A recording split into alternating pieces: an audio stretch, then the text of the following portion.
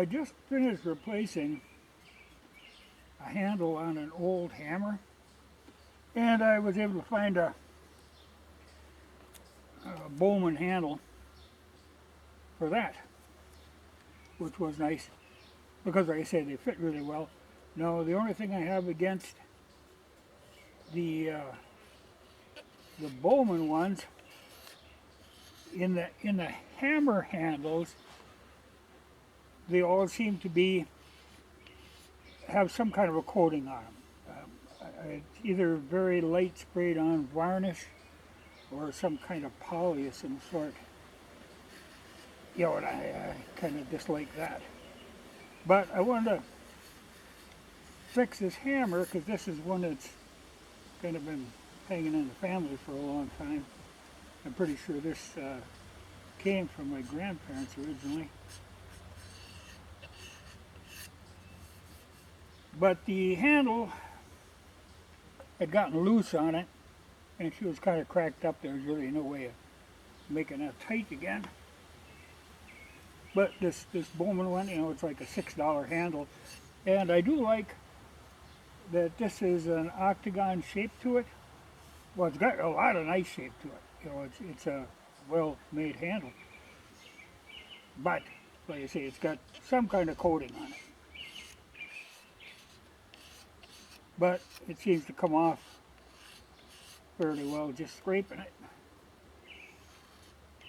And they never seem to stay on there long. That usually when you get a coating, it isn't that heavy stuff. It's just some light spray on stuff, I think. But it strips right off of there.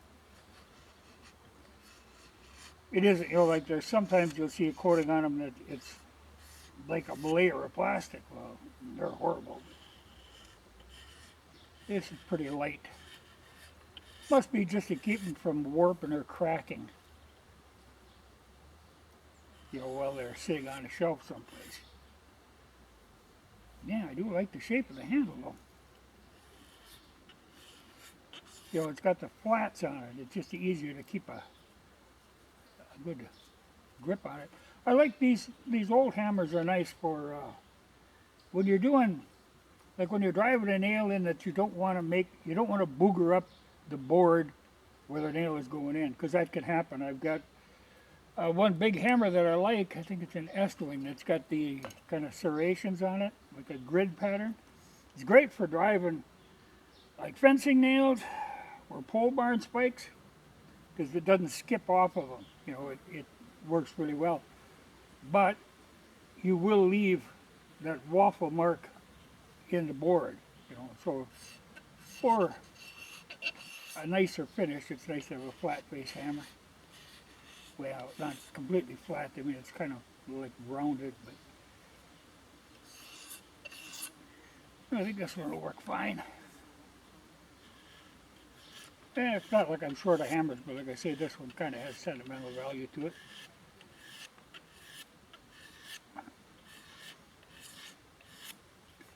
And it's just nice to keep them working, especially when it costs you so very little to do it. And like I say, these handles generally fit really well, so it's not a problem. And I got a good hot day, so I'll let that pine tar cook in.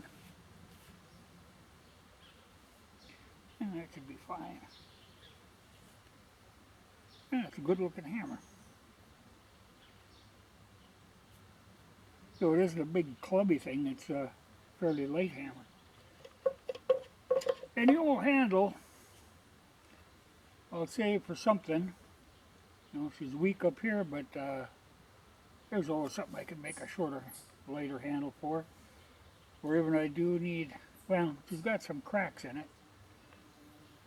We'll see. I don't tend to throw away any hardwood though. I'll hang on to that. I know I have a draw knife, an old one that I need to make a handle for. One of the handles is missing. I could probably turn this down and make this work. But something like that. But no, I got a good hammer. And to wash clothes. and I got a lot of clothes, but I kind of have to because it can be, 3 weeks between washing, even a month. In winter, sometimes longer, but in winter I don't get the clothes so dirty, because I'm usually wearing coveralls. But in summer, I can't go across the yard without getting dirty. So I got a lot of clothes. And looking at them, I can see my style runs to kind of like lumberjack crossed with federal prison. I got a lot of a lot of denim there. But I think for the same reason that they use it in penitentiaries is because it's durable and easy to take care of. Well, let that hammer cook.